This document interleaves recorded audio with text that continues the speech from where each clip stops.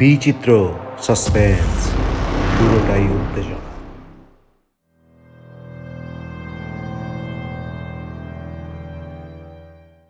উনুনের ছাই দিয়ে চেরাগটা মাজতে বসে যায়। একটা ঘষা দিতেই বিরাট এক কালো দৈত্য এসে সামনে হাজির হয়।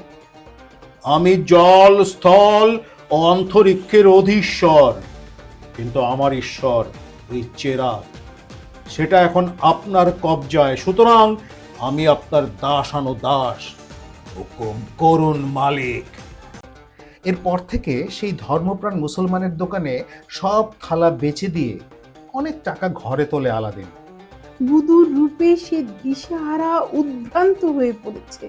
অন্য কোনো হাকিম কবিরাজের ওষুধে কোনো উপকার হবে না। তুমি যতই আমাকে বোঝাতে চাও মা, মন আমার বুঝবে না। হয় বুদুরকে পাবো, না হয় জান খতম করে দেব। এই আমার পণ।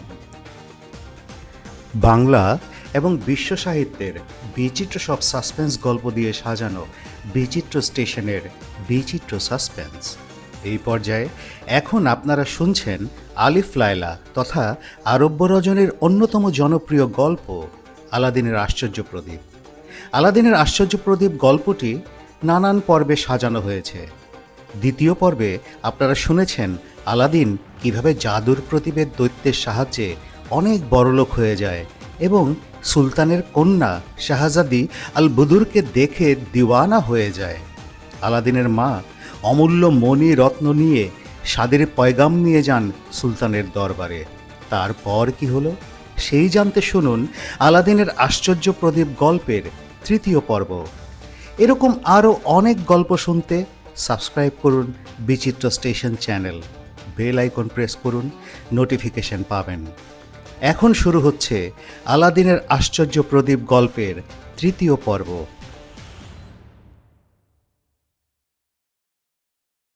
আলাদিন আনন্দে মাকে জড়িয়ে ধরে। মাগো, এত দিনে তুমি আমার স্বপ্ন সফল করতে পেরেছ। শাহজাদি বুদুর এখন আমার, তাকে আর কেউ কেড়ে নিতে পারবে না। যে রত্ন আমি উপহার দিয়েছি সুলতানকে, তার সমান দূরে থাক 1000 ভাগের 1 ভাগও দেওয়ার সাধ্য নেই কারো। সুতরাং বুদুর আমার। আলাদিনের মা ছেলেকে আদর করে বলে, এখন ভালোই ভালোই শুভ কাজটা মিটে গেলে হয়। ওই কুনজর উজিরটাকে দেখে আমার ভালো ঠেকলো না বাবা। না জানি সূত্রটা কি শয়তানি বাধা দেয়। আলাদিন বলে, তুমি রাখো তো মা, উজিরের কি ক্ষমতা? সে আমার এক গাছে চুলও ছিঁড়তে পারবে না। তুমি দেখে নিও, ওই ব্যাটার নাকের ডগা দিয়ে শাহজাদিকে আমি শাদি করে ঘরে নিয়ে আসব। পুরো 3 মাস অপেক্ষা করতে হবে আলাদিনকে। মায়ে ছেলে দুজনে মিলে পল পল করে সময় গুনতে থাকে। এভাবে এক এক করে 2 মাস কেটে যায়। আলাদিন আশায় আনন্দে নেচে ওঠে। আর মাত্র 1টা মাস দেখতে দেখতে কেটে যাবে। মাকে ডেকে আলাদিন বলে, মা, শাদির তো আর মাত্র 1 মাস বাকি। তুমি এবার ধীরে ধীরে কেনাকাটা শুরু করো। সওদাপত্র তো অনেক লাগবে শাহজাদির সাথে শাদি। জাকজমকের ঘাটতি হলে তো চলবে না মা। আমি সেই কথাটাই ভাবছিলাম বাবা, আজই বাজারে যাচ্ছি। আলাদিনের মা বাজারে ঢুকেই তাজ্জব বনে যায়। সারা বাজারের প্রতিটি দোকান ঝলমল করছে। নানান রকম বাহারি সাজ পোশাক, শৌখিন জিনিসপত্রের চমকে চোখ ঝলসে যায় আর কি। একটা বড় দোকানে ঢুকে আলাদিনের মা সোনার জরির কাজ করা কয়েকটি মূল্যবান সাজ পোশাক ঝোলানো ছিল সেই দোকানের সামনে। তার একটার দাম জিজ্ঞেস করেছে। কত দাম এটার? দোকানি অবাক হয়ে আলাদিনের মায়ের দিকে তাকায়। তোমার কি মাথা খারাপ হয়েছে নাকি গো? জানো না আজ বাজারের দোকানে যত বাহারি সাজ পোশাক আর শখের জিনিসপত্র যা ঝোলানো হয়েছে সব বিক্রি হয়ে গেছে। বিক্রি হয়ে গেছে? বিক্রি হয়ে গেছে তো দোকানে রেখেছো কেন? সে তো ঘরে নিয়ে গেলেই পারো। তোমার সাহস তো কম নয়। কার সম্পর্কে কি কথা বলছো তা জানো? স্বয়ং শাহজাদি বুদুরের শাদির সাজ পোশাক এসব যা দেখছো সব। জানো না আজ রাতে উজিরের ছেলের সঙ্গে শাহজাদির বুদুরের শাদী হবে। উজির নিজে এসে এইসব সাজ পোশাক পছন্দ করে গেছে। এখনই তার লোক লস্কর আসবে, উটের পিঠে বোঝাই করে নিয়ে চলে যাবে। আলাদিনের মা নিজের কানকে বিশ্বাস করতে পারে না। তাড়াতাড়ি ছুটে যায় আর একটা দোকানে, সেই দোকানেও একই কথা। এরপর সে প্রায় উন্মাদিনীর মতো ছুটতে ছুটতে ঘরে ফিরে আসে। মাকে শূন্য হাতে আসতে দেখে আলাদিন অবাক হয়ে কাছে এসে জিজ্ঞেস করে, কি হলো মা, কি হয়েছে? তুমি একেবারে শূন্য হাতে ফিরে এলে যে, সওদা করনি কিছু? আমার মাথা ঘুরছে বাবা, গলা শুকিয়ে কাঠ হয়ে আসছে, আগে একটু পানি দে, সব বলছি। আলাদিন ছুটে গিয়ে এক পেয়ালা পানি এনে মায়ের মুখে ধরে। ঢক ঢক করে পানিটুকু এক নিঃশ্বাসে পান করে মা বলে, বাবা, আমাদের কপাল ভেঙেছে। মানে? আলাদিন কিছুই আঁচ করতে পারে না। কি বলছো মা, কপাল ভেঙেছে মানে কেন? মা হাঁপাতে হাঁপাতে বলে, আমি বাজারে গিয়ে শুনে এলাম ওই ওই বাদর মুখ মুখপুরা উজিরটার ছেলের সঙ্গে শাহজাদি বুদুরের আজ শাদী হচ্ছে, আজ রাতেই। না মা, কি বলছো এসব? সে কি করে হয়? কেউ তোমার সাথে মশকরা করেছে? না না বাবা, আমি জনি জনি জিজ্ঞাসা করেছি, সবার মুখেই এক কথা, পথে ঘাটের মানুষ এই এই শাদির কথায় মেতে উঠেছে। আমি নিজের কানে শুনে এসেছি। তাছাড়া সারা বাজারের সব সেরা সাজ পোশাক, শখের বাহারি জিনিস তামাম কিনে নিয়েছে ওই উজিরটা। আলাদিনের চোখ জ্বলে ওঠে, বলে, বেঈমান, বেঈমান! বেঈমান বলি বেঈমান?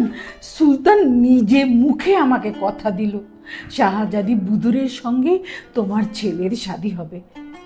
তা এ কি কোনো ইমানদারের বাক্য? সর্বনাশ হবে, ছারখার হয়ে যাবে সব। আলাদিন মাকে শান্ত করার চেষ্টা করে। মা, তুমি মেজাজ খারাপ করো না। কি করে এই মিথ্যের মোকাবেলা করতে হয় তা আমার জানা আছে। তবে এও তোমাকে বলে রাখলাম মা, ওই শয়তান উজির যদি স্বপ্ন দেখে তার গুণধর পুত্রের বধূ করাবে শাহজাদি বুদুরকে, সে গুড়ে বালি। আমার হাতে এমন অস্ত্র আছে যাতে বাছাধনের সব স্বাদ ধুলোয় মিটিয়ে যাবে।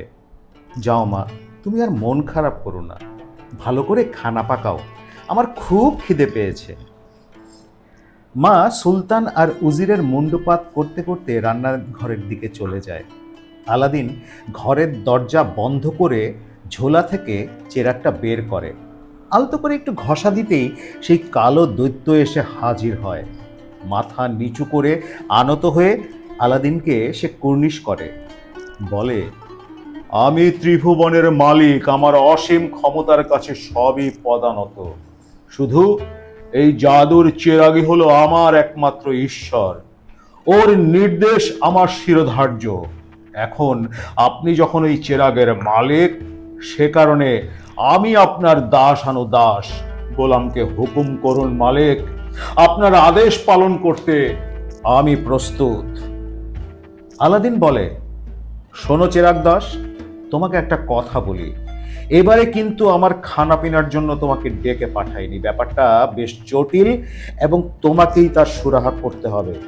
সুলতান আমার কাছে মণিরত্নের উপঢৌকন গ্রহণ করেছে এবং কথা দিয়েছিল তার কন্যা শাহজাদি বুদুরকে আমার সঙ্গে শাদী দেবে।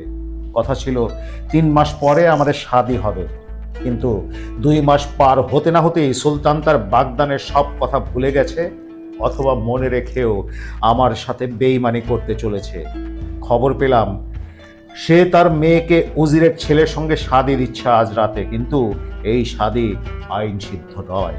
যেন তেন প্রকারে উজিরের ছেলের হাত থেকে শাহজাদিকে রক্ষা করতে হবে। আমার একান্ত অধিকার আছে শাহজাদি বুদুরকে শাদী করা, সুতরাং অন্য কারো থাবা আমি বরদাস্ত করব না, এবং এ কারণেই আমাকে সাহায্য করার জন্য আজ তোমাকে ডেকে পাঠিয়েছি। দৈত্য বলল, আমাকে এত সব কৈফিয়ত দিচ্ছেন কেন মালিক? আমি আপনার আজ্ঞাবহ দাস মাত্র। আপনি হুকুম করুন, বান্দা তামিল করতে প্রস্তুত। আলাদিন বলে, ঠিক আছে, তবে শোনো, আজ সন্ধ্যায় যখন শাহজাদি বুদুরকে উজিরের ছেলের ঘরে ঢুকিয়ে দিয়ে সবাই চলে যাবে, সেই সময় তুমি তককে তককে আশেপাশে থাকবে।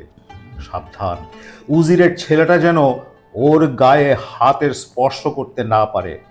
তুমি তাদের চোখে ঘুম ঢেলে দিয়ে ঘুম পাড়িয়ে দিবে তখনই। তারপর দুজনকে নিয়ে চলে আসবে আমার এখানে, আমার এই ঘরে। আর তার পরের ব্যাপার আমি বুঝবো। আর হ্যাঁ, আনার সময় পালঙ্কা শয্যাসহ নিয়ে আসবে ওদের, বুঝলে?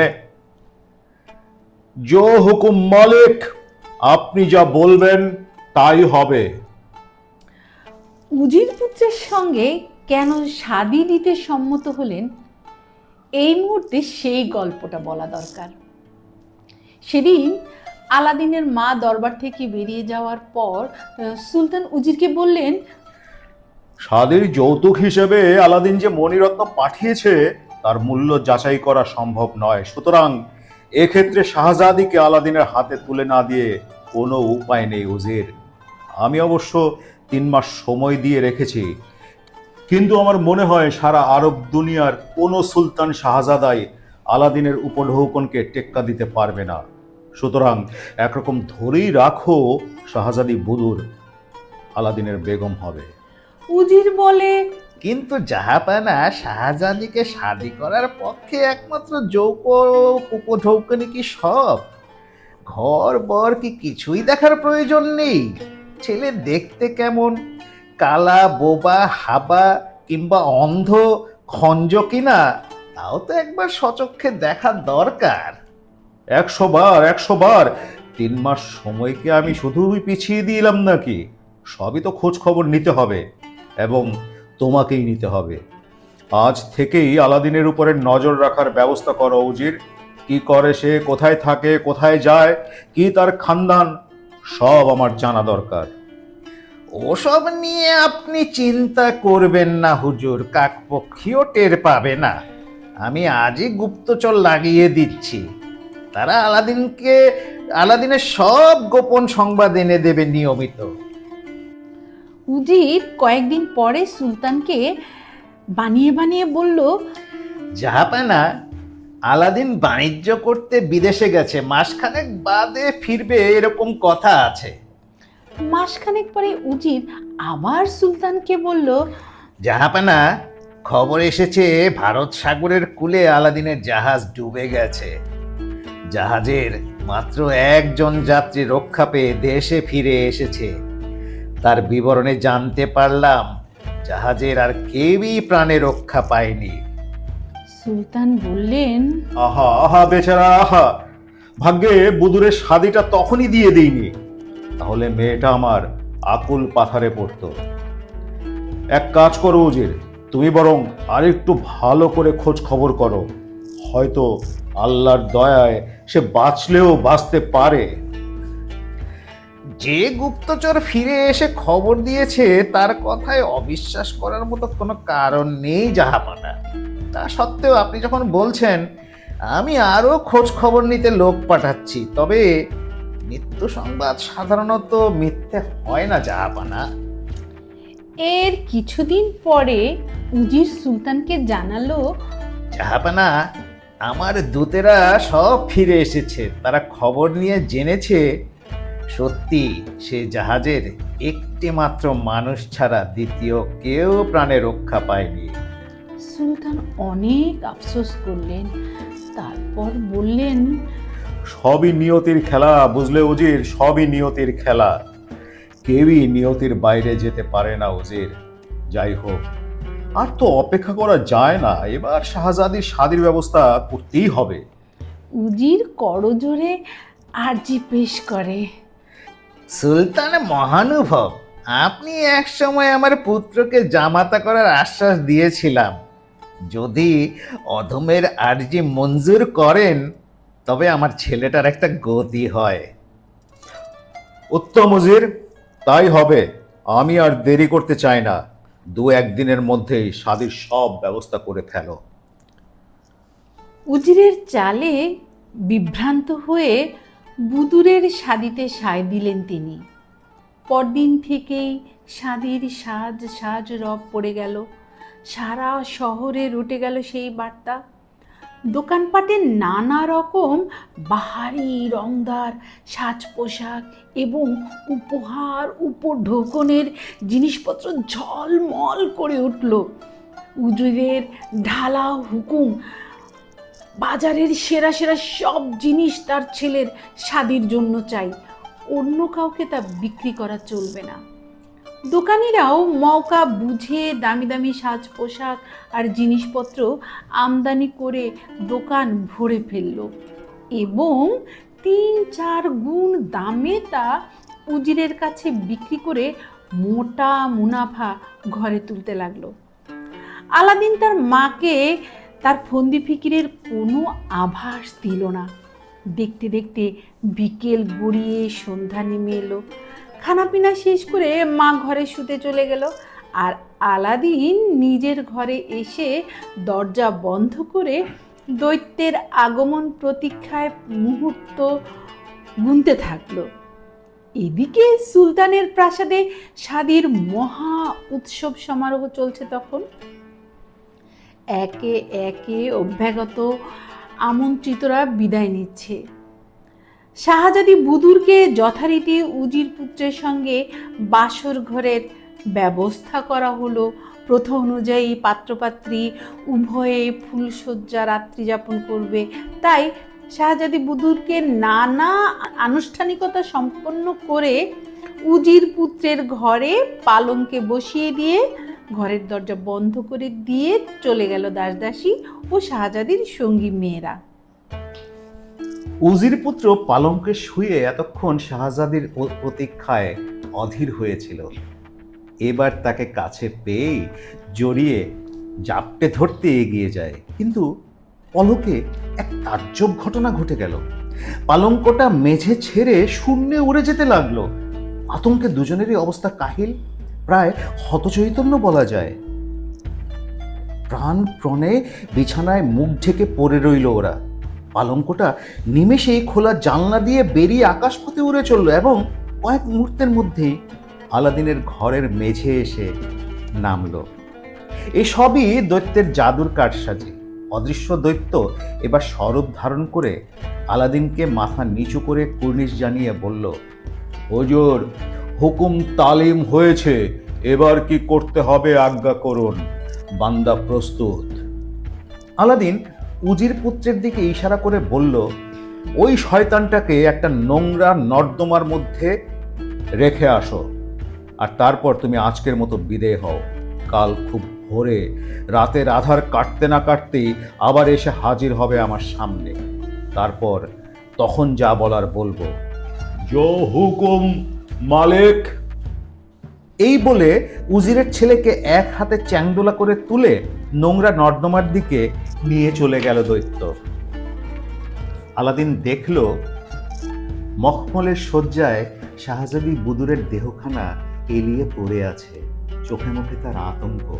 আলাদিন বলল, শাহজাদি, ভয়ের কোনো কারণ নেই, আমি তোমার কোনো ক্ষতি করব না, আমাকে বিশ্বাস করো। যদিও তুমি আর আমি এই ঘরে একা, তবু কথা দিচ্ছি তোমাকে স্পর্শ করব না আমি। আলাদিনের এ কথায় শাহজাদি বুদুর তেমন কোনো ভরসা পায় না। সন্দেহের চোখে সে আলাদিনের দিকে তাকায়।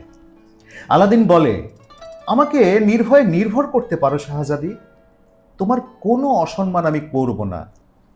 তোমার বাবার প্রাসাদে যেমন নিরাপদ আশ্রয়ে ছিলে, এখানেও ঠিক তেমনি নির্ভয়ে নিরাপদে থাকবে তুমি। আমি শুধু ওই শয়তান জন্তুটার থাবা থেকে তোমাকে রক্ষা করার জন্যে এখানে নিয়ে এসেছি, আমার অন্য কোনো উদ্দেশ্য নেই। উজিরের এই ছেলেটা একটা গবেট, একটা হাবা, তার কোনো যোগ্যতাই নেই। আমি জানি না তোমার বাবা আমার সাথে শাদি দিতে প্রতিজ্ঞাবদ্ধ হয়েও কেন ওই গর্ধবটার হাতে তোমাকে সঁপে দিয়েছেন, কিন্তু শুনে রাখো শাহজাদি, আমার প্রাণ থাকতে আমি তা হতে দেব না। তুমি আমার বাগদত্তা, আইনত তোমাকে শাদি করার একমাত্র অধিকার আমারই আছে এবং সেই শাদি হবেও। তাই আমি চাই আমার হবু বিবিকে কেউ স্পর্শ করুক, এমনটি মেনে নেওয়া আমার পক্ষে কখনোই সম্ভব না। এমনকি আমিও বিধিসম্মত শাদী করার আগে তোমাকে স্পর্শ করব না। শাহজাদি বুদুর তার বাবার বাগদানের কোনো কথাই জানতো না, তাই ফুপিয়ে ফুপিয়ে শুধু কাঁদতে থাকলো। আলাদিনের কোনো কথার জবাব দিল না।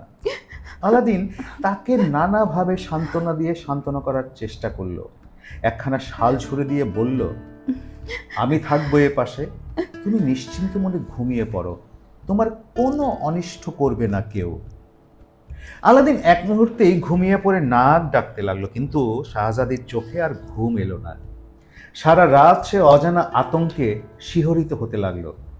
অবশ্য তার সদ্য বিবাহিত স্বামী উজির পুত্রের জন্য তার বিন্দু মাত্র চিন্তা হলো না। শাদীর সময় ওকে দেখে বুদুরের সমস্ত সত্তা বিদ্রোহ করে উঠতে চাইছিল।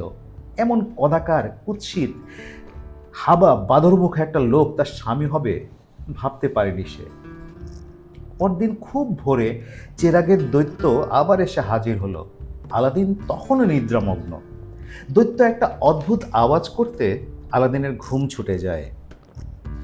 শাহজাদি জেগেই ছিল, কিন্তু হঠাৎ সেই শব্দে আতঙ্কিত হয়ে সে ধরমর করে শয্যার উপরে উঠে বসে কাঁপতে লাগলো।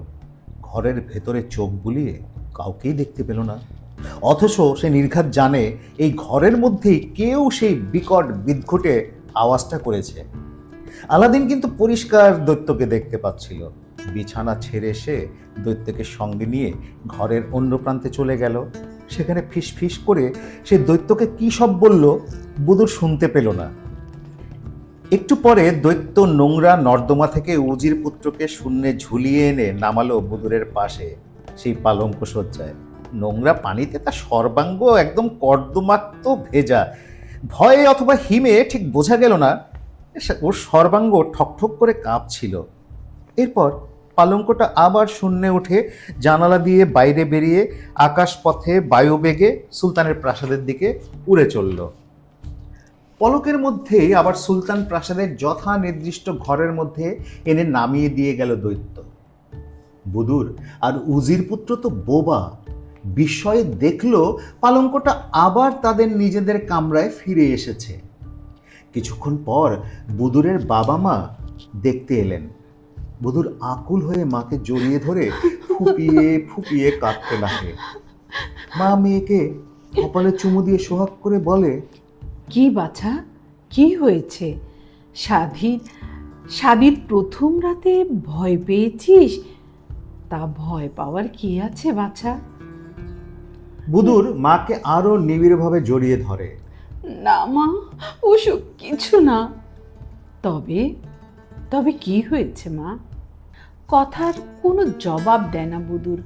সুলতান জামাতার দিকে দৃষ্টিপাত করেন, কিন্তু উজির পুত্র মাথা নিচু করে বসে থাকে, কোনো কথা বলতে পারে না। সুলতান এবং বেগম দুজনই অবাক হয়ে মুখ চাওয়াচাওয়ি করতে থাকেন।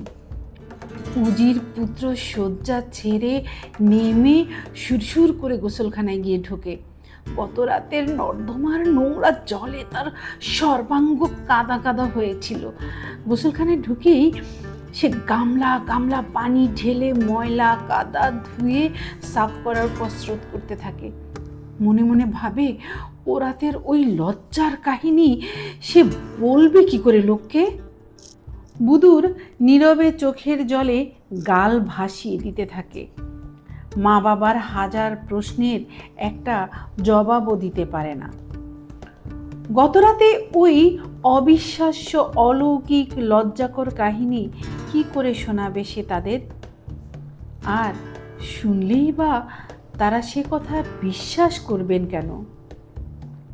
মেয়ের অঝোর নয়নে কান্নায় মা কিছুটা ক্ষুব্ধ হয়ে প্রশ্ন করেন, সব মেয়েরই শাদীর প্রথম রাতে অদ্ভুত লাগে। কারো সুখের মনে হয়, আবার কেউ আতঙ্কে শিউরে ওঠে। কিন্তু এসবই তো সাময়িক মা। দুটো রাত কাটাতে পারলেই দেখবি সব ঠিক হয়ে যাবে। তখন আজ যার কথা ভেবে আতঙ্কিত হচ্ছিস, দেখবি তখন তার জন্যই প্রাণে আকুলি বিকুলি করবে। এখন কান্না থামা বেটা, লজ্জা করিস নি। সত্যি করে বলতো, জামাই তোর সঙ্গে কিরকম ব্যবহার করেছে? তবু বুদুর চুপ করে থাকে। মা অধৈর্য হয়ে বলেন, কি কথার জবাব দিবি না? যা বাবা, এত ঢং করছিস কেন? আমিও তো এক সময় স্বাধীর কনে হয়েছিলাম, হইনি? তোর মতো তো এত সৃষ্টি ছাড়া কাণ্ড করিনি। তোর বাবা আর আমি এই সাত সকালে ছুটে এসেছি তোর খবর নিতে, তাও তো তোর মান সম্মান রক্ষা করা উচিত তার। বুদুর দেখল বাবা মা উভয়ই বিশেষ চিন্তিত এবং আহত, অপমানিত হয়েছেন, সুতরাং আর চুপ করে থাকা সঙ্গত হবে না। মা, তোমরা কি করে ভাবলে তোমাদের উপর আমার শ্রদ্ধা ভক্তি এতটুকু কম আছে? আমি এতক্ষণ চুপ করে আছি শুধু লজ্জায়, কি করে বলবো সেসব কথা ভেবে পাচ্ছি না। মা, কি যে ঘটে গেছে গত রাতে আমি নিজেই তা এখনো বুঝতে পারছি না। একেবারে আজগুবি, অবিশ্বাস্য ভুতুরে কাণ্ড। এরপর অনেক সময় ধরে নানাভাবে বর্ণনা করে মা বাবাকে গত রাতের ঘটনার বিস্তারিত বিবরণ শোনালো সে। তার স্বামী পাশে শোয়ার সঙ্গে সঙ্গে পালঙ্কটা কিভাবে উঠে জানালা দিয়ে বেরিয়ে আকাশপথে উড়তে উড়তে এক অজানা বাড়ির একটা ঘরে গিয়ে নেমেছিল এবং সেই ঘরের এক সুন্দর যুবক তার পাশে সারা রাত শুয়েছিল, অথচ তাকে স্পর্শ পর্যন্ত করেনি। সেই সব ঘটনা সে বাবা মার সামনে খুলে বলল। তখনও বুদুরের আতঙ্ক কাটেনি। সে কাঁদতে কাঁদতে বলল, মা, আমি কিছুতেই বুঝতে পারছি না কিভাবে কোন অদৃশ্য শক্তি আমাদের উড়িয়ে নিয়ে গিয়েছিল সেখানে। সকাল হওয়ার আগেই আমাদের পালঙ্কটা উঠতে উঠতে ফিরে এলো এই বাসর কক্ষে। আমি এখনো ভাবতে পারছি না মা, স্বাধীর প্রথম রাতে এমন একটা অলক্ষণিক কাণ্ড কেন ঘটলো। সুলতান এবং বেগম পরস্পরের দৃষ্টি বিনিময় করেন। ওদের আর বুঝতে বাকি থাকে না স্বাধীর প্রথম রাতের আতঙ্কে মেয়ে সারা রাত ধরে দুঃস্বপ্ন দেখেছে। মা বললেন, বেটা, ওসব মন থেকে মুছে ফেলো। স্বাধীর প্রথম রাতে অনেক মেয়েরই ওরকম হয়ে থাকে। যাই হোক, আমাদের কাছে যা বললে তা অন্য কারো কাছে বলো না। এমন কথা শুনলে লোকে তোমাকে পাগল বলবে। যাক, ওসব নিয়ে মাথা ঘামিও না। মন থেকে ওসব বাজে দুঃস্বপ্নের কথা মুছে ফেলো। হাসি গানে মেতে থাকো। তুমি আমাদের একমাত্র কন্যা। তোমার স্বাধীর জন্য দেশ বিদেশ থেকে কত গণ্যমান্য মেহমান এসেছে। সারা দেশের মানুষ কত আনন্দ উৎসবে মেতে উঠেছে বলো তো। 40 দিন ধরে চলবে এই উৎসব। এখন যদি তুমি এসব অলক্ষণে দুঃস্বপ্নের কথা কারো কানে ঢোকাও, সব আনন্দ মাটি হয়ে যাবে। তাই বলছি মা, কেউ যেন এসব জানতে না পারে। সুলতান এবং বেগম মেয়েকে নানা রকম উপদেশ বাক্য শুনিয়ে ঘর থেকে বেরিয়ে গেলেন। গোসলখানা থেকে গোসল করে উজির পুত্র আবার ঘরে ফিরে আসছিল। সুলতান তাকে সামনে পেয়ে জিজ্ঞেস করলো, আচ্ছা বেটা, কাল রাতটা তোমাদের কেমন কাটলো? উজির পুত্র তো বোকার মতো ফিক করে হেসে ফেললো। কেন বলেন তো? আপনার মেয়ে আমার নামে কিছু খারাপ বলেছে? সুলতান বলে, না না না, খারাপ বলবে কেন, খারাপ বলবে কেন? কিন্তু মনে হলো সাধারণভাবে যেমনটা কাটা উচিত তা ঠিক কাটেনি। কি ব্যাপার বলো তো? শাহজাদি কি তোমাকে দেখে মুখ ফিরিয়েছিল? উজির পুত্র সঙ্গে সঙ্গে প্রতিবাদ করে বলে, না না না, ওসব তো কিছুই হয়নি। সাধারণভাবে যা ঘটা সম্ভব তা সবই ঘটেছে আমাদের সাথে। জামাইয়ের কথা শুনে সুলতান এবং বেগমের ধারণা বদ্ধমূল হলো। মেয়ে রাতে দুঃস্বপ্নই দেখেছে। সুলতান বলল, বাবা, একটা কথা মনে রেখো, তোমার বিবির শরীর বড় হালকা, বড় পাতলা, ফুলের মতো নরম। ওকে একটু দেখে রেখো বাবা। জামাইকে উপদেশ বাণী দিয়ে সুলতান বেগমকে নিয়ে প্রস্থান করলেন। আলাদিন সারাদিন ধরে মনে মনে কল্পনা করতে লাগলো শাহজাদি বুদুর আর তার সদ্য শাদী করা স্বামীটিকে নিয়ে সুলতান প্রাসাদে কি সব কাণ্ডকারখানা ঘটতে পারে। সন্ধ্যার পরে খানাপিনা শেষ করে নিজের ঘরে এসে দরজা বন্ধ করলো আলাদিন। চেরাগটা বের করে আলতোভাবে একবার ঘষা দিতেই এসে হাজির হলো সেই দৈত্য। আলাদিন বলল, সুলতানের প্রাসাদে যাও, সেখানে যে অপেক্ষা করো। যখন শাহজাদি এসে পালঙ্ক সজ্জায় শোবে, আবার ওদের আমার এখানে নিয়ে আসবে। দৈত্য অদৃশ্য হয়ে গেল এবং অল্পক্ষণের মধ্যেই পালঙ্ক শয্যা সমেত শাহজাদি আর স্বামীটিকে নিয়ে এসে হাজির করলো আলাদিনের সামনে। তারপর উজির পুত্রকে তুলে নিয়ে চলে গেল সেই নর্দমায়। সে রাতেও আলাদিন শাহজাদিকে নানাভাবে সান্ত্বনা দিয়ে বলল, তোমার কোনো ভয় নেই, এখানে তোমার মান ইজ্জত সব নিরাপদ। তুমি নিশ্চিন্ত মনে ঘুমাও, কেউ তোমাকে স্পর্শ করতে পারবে না। শয্যার মাঝখানে আবার রাখা হলো একখানা মারাত্মক ধারালো অস্ত্র।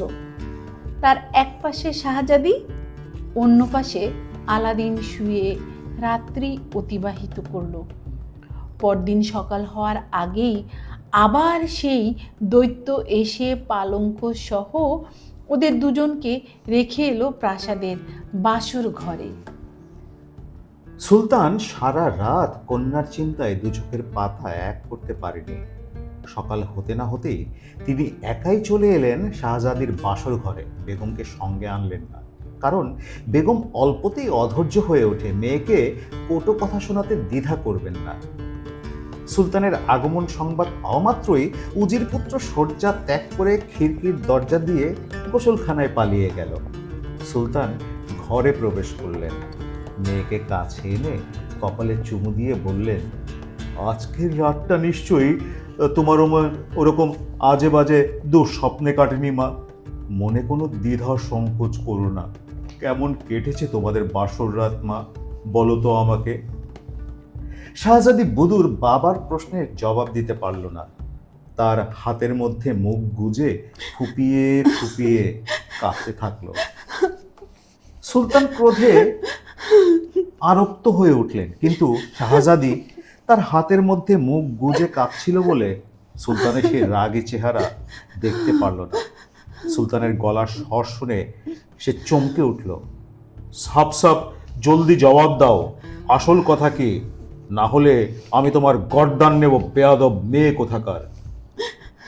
বুদুর বাবার এই হুঙ্কারে কান্না বিজড়িত ভাঙা ভাঙা কণ্ঠে বলতে পারল, আব্বাজান, আব্বাজান রাগ করো না, আমাকে দয়া করো।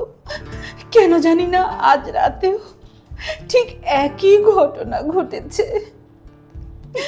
এ কথা শুনলে আম্মা আমাকে আস্ত রাখবে না জানি, কিন্তু আব্বাজান তুমি আমার অসহায় অবস্থা নিশ্চয়ই বুঝতে পারবে।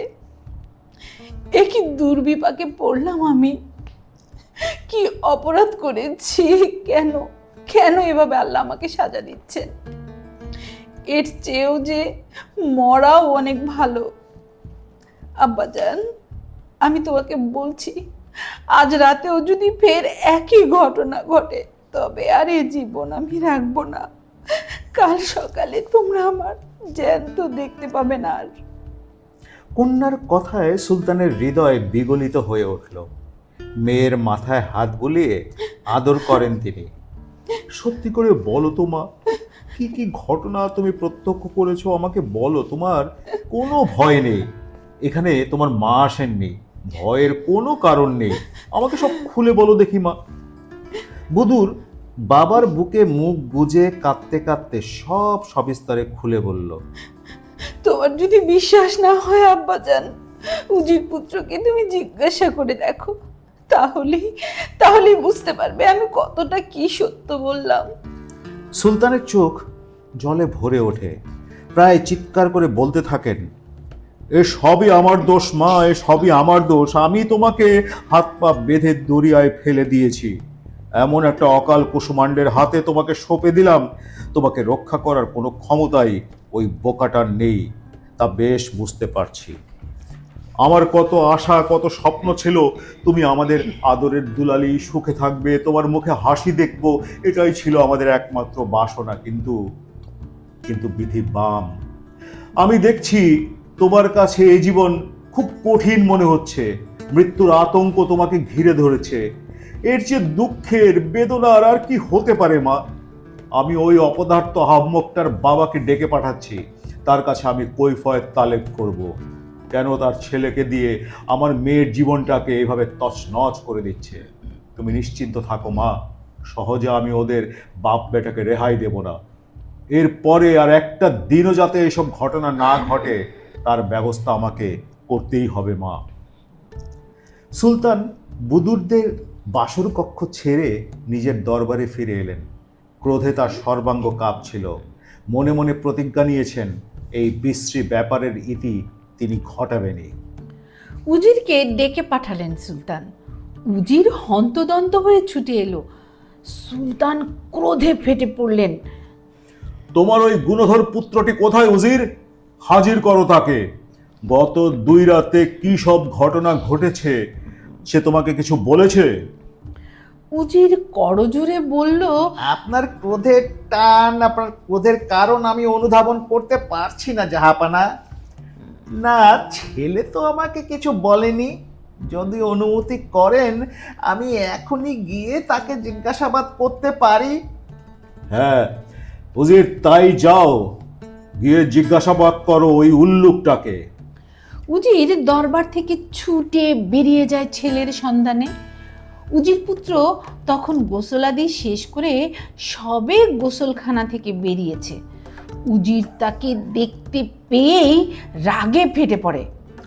হারামজাদা শয়তান, বল কি হয়েছে গত 2 রাতে? কৈফিয়ত দে। কেন আমাকে সত্যি কথা জানাসনি? পিঠের চামড়া, তোর পিঠের চামড়া আজ আমি খুলে নিব বদমাইশ। উজির দুলাল মাথা হেট করে বলে, আমি বলবো ভেবেছিলাম আব্বাজান, কিন্তু লজ্জায় সে কথা বলতে পারিনি আপনার কাছে। লজ্জা? কিসের লজ্জা? কি ব্যাপার ঘটেছে খুলে বল আমাকে, আমি শুনবো। উজির তনয় গত 2 রাতের সমস্ত ঘটনা বর্ণনা করলো তার কাছে। সব শুনে উজিরের মুখ কালো হয়ে যায়। ছি ছি ছি, এসব কথা শোনার আগে তোর মরা মুখ আমি কেন দেখলাম না? কেউ এক গাছির দড়িও কি তোর জোটেনি? কড়ি কাঠে ঝুলে জান খতম করে দিতে পারেনি বেশারাম? উজির পুত্র অধবোদন হয়েই বলে, সত্যি আব্বাজান, সত্যি, এর চেয়ে মৃত্যুই আমার কাছে ভালো। এমন শাদিতে আমার দরকার নেই। অমন পরমা সুন্দরী শাহজাদি আমি চাই না আব্বাজান। আমি ঠিক করেছি, ওকে আমি 3 তালাক বয়ান তালাক দেবো আজই। আপনি সুলতানকে বলে দিন আজ থেকে স্বাধীনামা নাকচ হয়ে গেল। আমি বাচ্চা হতে চাই না আব্বাজান। ধন দৌলত রাজত্ব শাহজাদিতে আমার লোভ নেই। আমার সব শখ মিটে গেছে আব্বাজান। ছেলের কথায় উজির মুষড়ে পড়ে।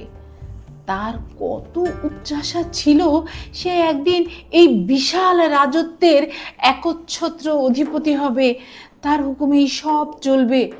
কিন্তু মুখ পুরো বাদর, ছেলেটা এসব কি বলছে? তার সব স্বাদ যে ভেস্তে গেল। আমি বুঝতে পারছি কষ্ট, অনেক কষ্ট সহ্য করতে হচ্ছে, কিন্তু একটা কথা কি ভেবে দেখেছো এর ফলে তুমি কি হারাবে? তার চেয়ে বলি কি, ধৈর্য ধরো, আরেকটা রাত দেখো। কথা দিচ্ছি আমি তোমার সঙ্গে সশস্ত্র পাহারার ব্যবস্থা করব। তোমার কোনো ভয় নেই, কেউ তোমাকে স্পর্শ করতে পারবে না। আব্বাজান, আপনি যত পাহারার ব্যবস্থা করতে পারেন করেন, কিন্তু আমি আর ওই অপয়া বাসর ঘরে ঢুকবো না আব্বাজান। উজির বিষণ্ণ মনে ফিরে আসে দরবারে। সুলতান জিজ্ঞেস করেন, এবার তোমার কি বলার আছে বলো উজির। উজির মাথা হেঁট করে বলে, হুজুর, শাহজাদি যা বলেছেন তা সবই সত্যি, সবই সত্যি জাহাপানা, কিন্তু সেজন্য আমার ছেলের কোনো দোষ নেই। যাই হোক, শাহজাদি বুদুরকে এই ভীতি থেকে, এই লজ্জা থেকে অব্যাহতি দেওয়ার জন্যেই আমার পুত্র তাকে তালাক দিতে চায়। চমৎকার চমৎকার, আমিও সেই একই কথা ভেবেছিলাম। এই শাদী সুখের হতে পারবে না, সুতরাং তালাকই শ্রেয়। পাত্র যদি তোমার পুত্র না হতো উজির, তবে আমি তাকে তলোয়ারের এক কোপেই খতম করে দিতাম। যাক, আপদ চুকে গেছে। তুমি আজই আবার সারা দেশে ঘোষণা করে দাও শাহজাদির শাদী নাকচ হয়ে গেছে। আর এও জানিয়ে দাও সবাইকে, যদিও উজির পুত্রের সাথে তার শাদী হয়েছিল, তবু এখনো সে কুমারী। আলাদিন ঘরে বসেই জানতে পারল শাহজাদির শাদী নাকচ হয়ে গেছে। আনন্দে সে নেচে উঠল। আশ্চর্য জাদু চেরাগের দৈত্যের উদ্দেশ্যে সে দু হাত তুলে আশীর্বাদ জানাতে থাকলো।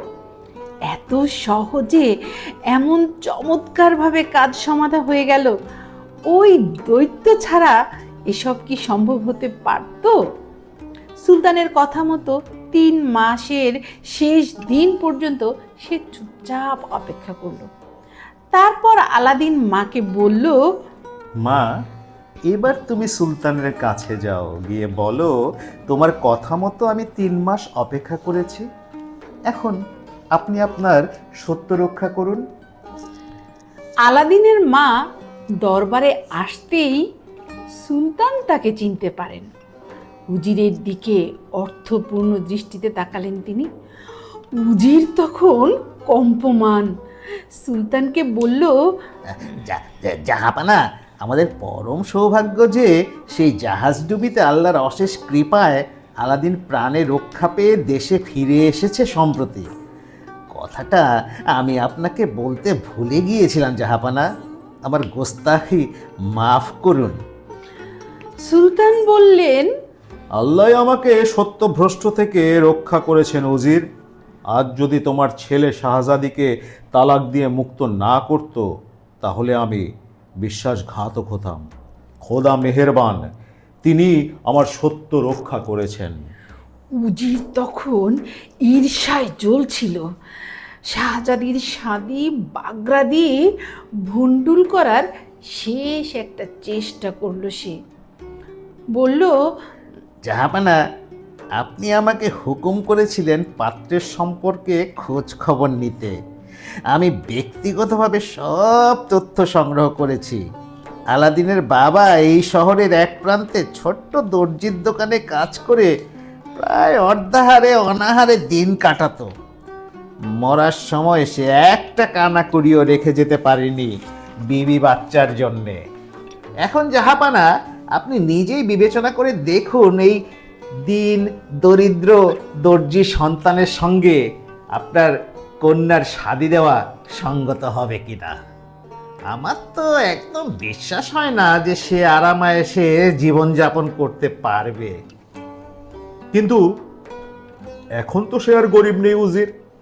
যেসব রত্নমানিক সে যৌতুক পাঠিয়েছিল তা দেখার পর নিশ্চয়ই তোমার মনে কোনো সংশয় থাকার কারণ নেই। আমিও সে কথাই বলছি জাহাপানা। এই সামান্য কিছুকাল আগেও যার ঘরে দুবেলা উনুন জ্বলতো না, সেই সম্পদ রোজগার করলো কি করে? তুমি একটা আস্ত আহাম্মক উজির। যেসব রত্নমণি মাণিক্য সে আমাকে পাঠিয়েছে তা কেউ রোজগার করে কখনোই সঞ্চয় করতে পারবে না উজির। একটা জীবন দূরে থাক, 7 পুরুষ ধরে ব্যবসা বাণিজ্যে ফুলে ফেপে উঠলেও এই ধন সম্পদ সংগ্রহ করা সম্ভব নয়। একমাত্র খোদা তাআলার অসীম দয়া ছাড়া এসব কেউ পেতে পারে না।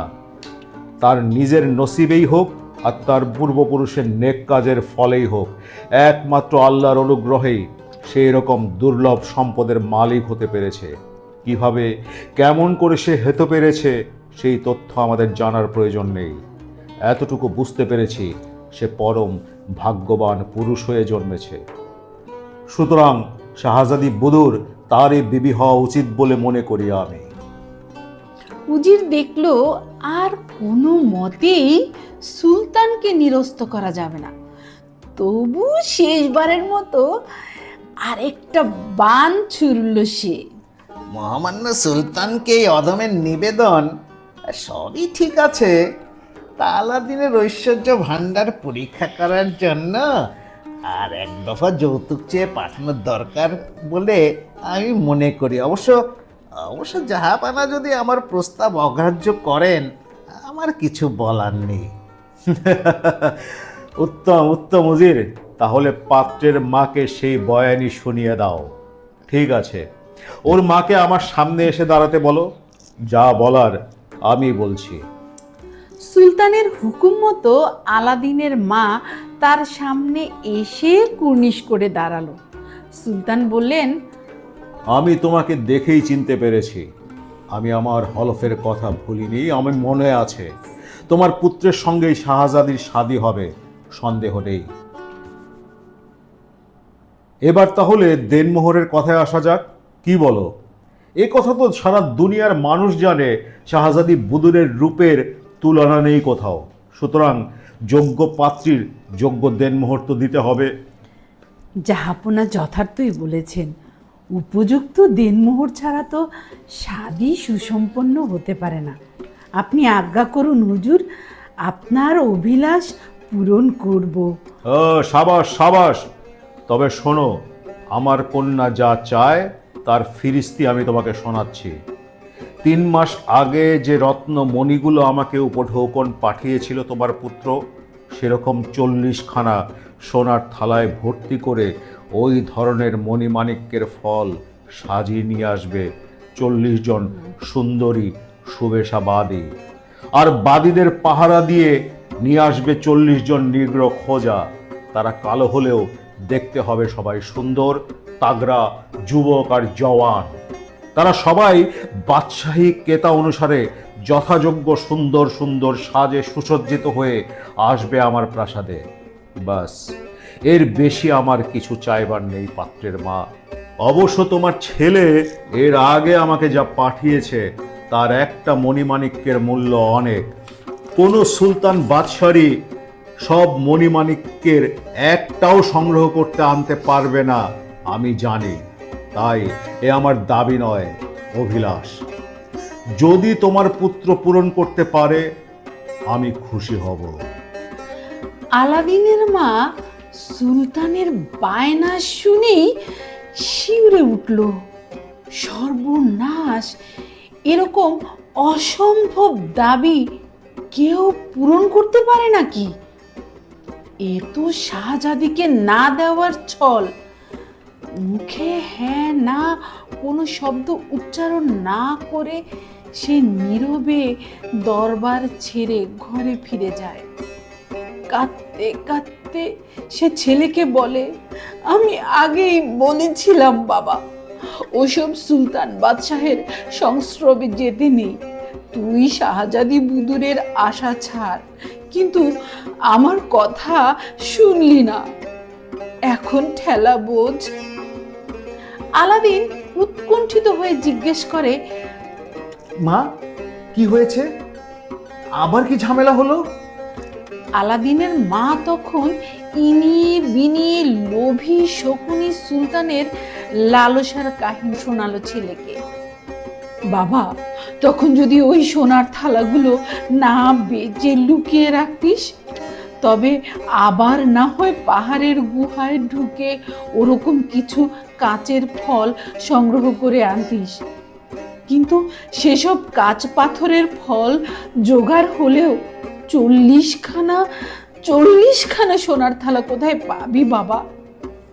আর সোনার থালাও যদি জোগাড় হয়, ওই 40টা সুন্দরী বাঁধি, 40টা নিগ্র তুই কোথায় পাবি?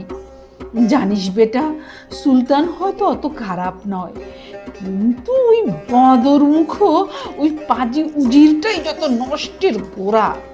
যত সব কুবুদ্ধি ওই লোকটাই জোগাচ্ছে তাকে। সে চায় না এই শাদী হোক। কারণটা অতি সোজা। এত বড় হুকুমত আর অমন সুন্দরী শাহজাদি তার হাতছাড়া হয়ে গেছে।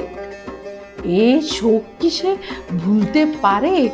আমি স্বচক্ষে দেখলাম ওই শয়তান উজিরটা সুলতানের কানে কুমন্তর দিচ্ছিল।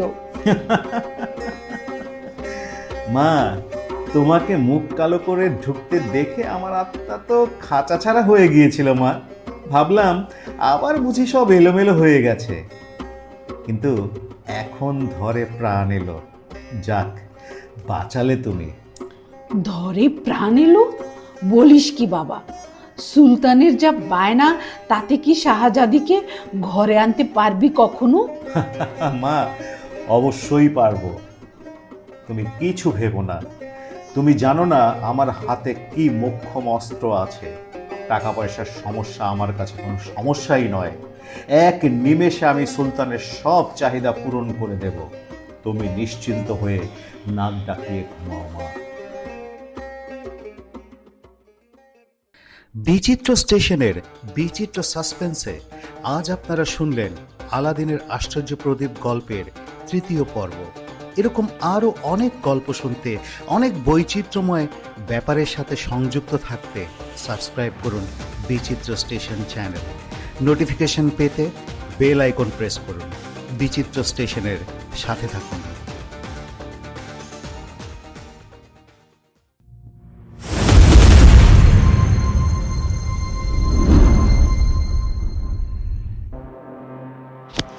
বিচিত্র সাসপেন্স, পুরোটাই উত্তেজনা।